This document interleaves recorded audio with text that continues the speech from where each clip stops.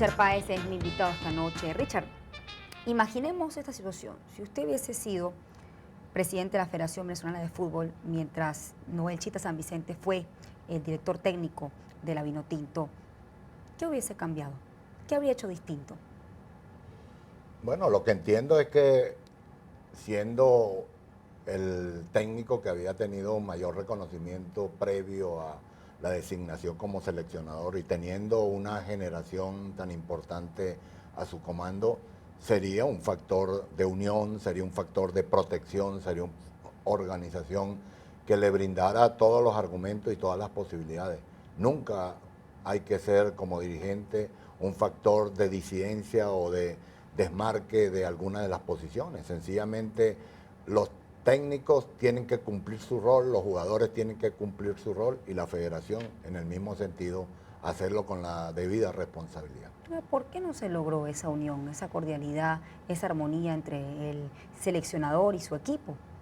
Habría que conocer los detalles, habría que haber estado en ese momento dentro de las circunstancias que atravesó esta etapa de la selección nacional. Es muy difícil elucubrar o especular, sino que sencillamente no se hicieron bien las cosas.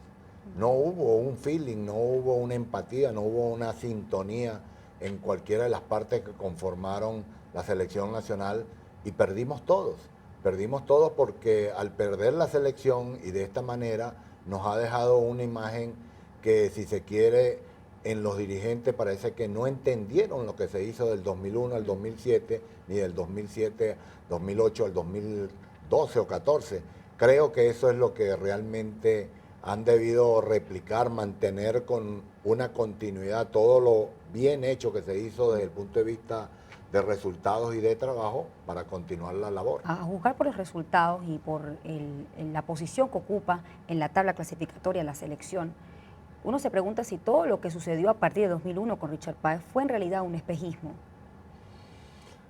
Hubiese sido un espejismo si hubiese habido solamente un resultado, dos resultados, tres resultados asombrosos. Pero es que sencillamente lo que no fue un espejismo y fue una realidad es que cuando veíamos jugar a la selección nacional nos representaba un equipo sólido, consistente, sobrio y parecía algo mágico, parecía algo verdaderamente milagroso.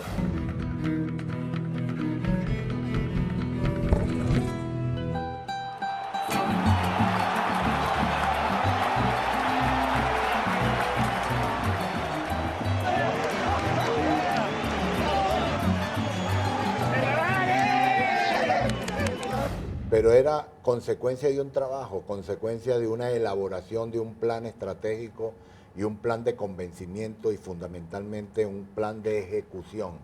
Y eso no se entendió porque no se replicó, no se mantuvo una línea de conducta, ni hubo un proyecto para replicarlo en donde había que replicarlo, que eran las categorías menores.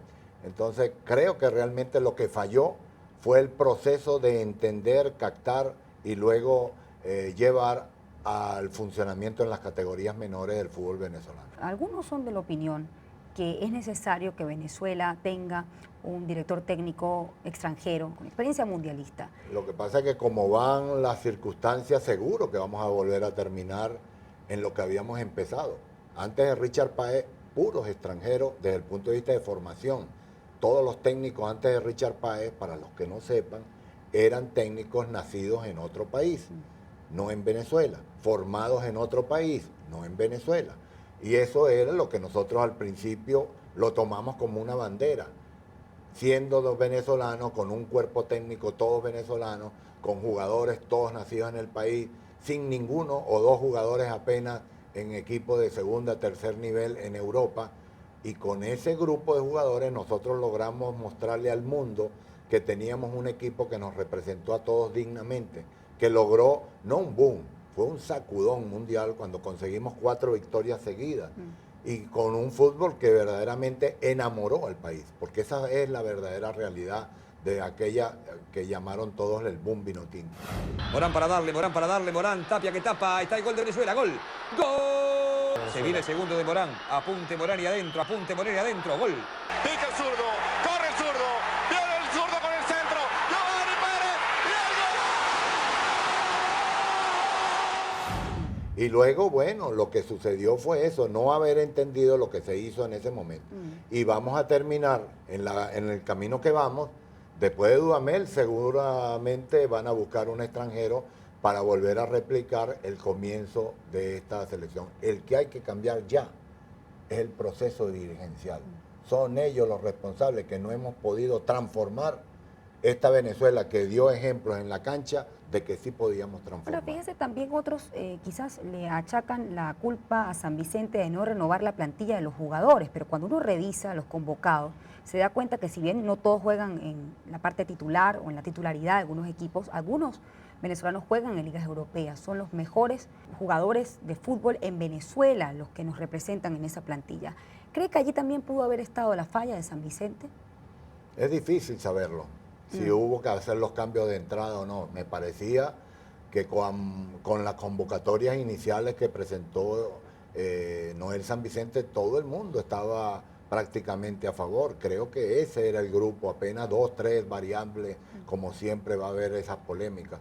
Pero normalmente el equipo estuvo cercano a lo que en ese momento había para representar la selección nacional. La renovación se da por la sensación de la repetición de errores o de resultados negativos.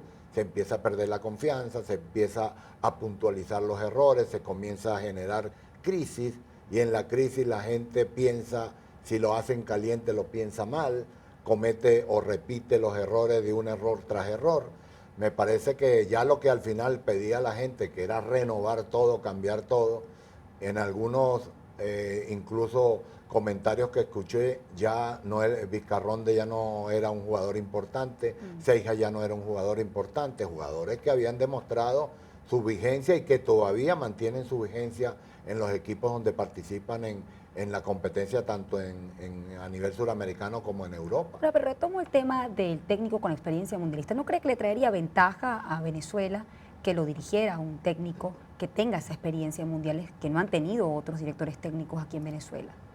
Yo tengo la preocupación que cuando llegue un técnico de ese nivel a Venezuela, nos explique a los venezolanos que el problema que tenemos para no dar resultados es porque desde la base no tenemos una formación, porque no tenemos estructura para la formación, que es lo que hemos venido repitiendo, se ha venido duplicando o certificando cada paso de proceso.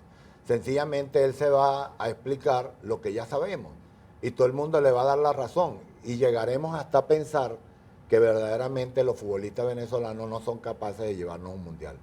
No, fíjese, Richard, en el 2001 se logró, sin duda alguna, que se cambiara la faz que tenía la selección de fútbol del eterno perdedor.